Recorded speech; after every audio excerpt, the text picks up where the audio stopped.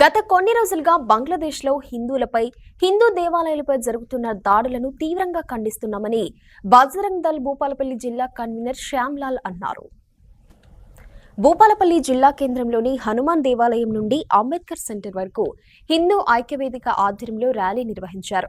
23వ తేదీ శుక్రవారం రోజున భూపాలపల్లి పట్టణ వ్యాపార, వాణిజ్య, విద్యా సంస్థల బంద్కు పిలుపునిస్తున్నట్లు వారు తెలిపారు. ఈ బంద్కు అందరూ సహకరించి స్వచ్ఛందంగా బంద్ పాటించాలని బజరంగ్ దళ్ భూపాలపల్లి జిల్లా కన్వీనర్ శ్యామ్లాల్ కోరారు.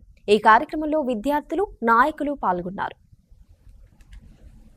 భూపాలపల్లి పట్టణ కేంద్రంలో గత కొన్ని రోజులుగా బంగ్లాదేశ్లో హిందువుల మీద జరుగుతున్నటువంటి దాడులను నిరసిస్తూ ఈరోజు హిందూ ఐక్యవేదిక భూపాలపల్లి పట్టణ కేంద్రంలో హిందువుల సంఘాలు అందరూ కూడా కలిసి నిరసన ర్యాలీ కార్యక్రమాన్ని చేపట్టడం జరిగింది. రేపు 23వ తారీఖు శుక్రవారం రోజున ఆగస్టులో మనము భూపాలపల్లి పట్టణ వ్యాపార, వాణిజ్యవేత్తలు, విద్యా సంస్థల బంద్కు పిలుపునిచ్చాము.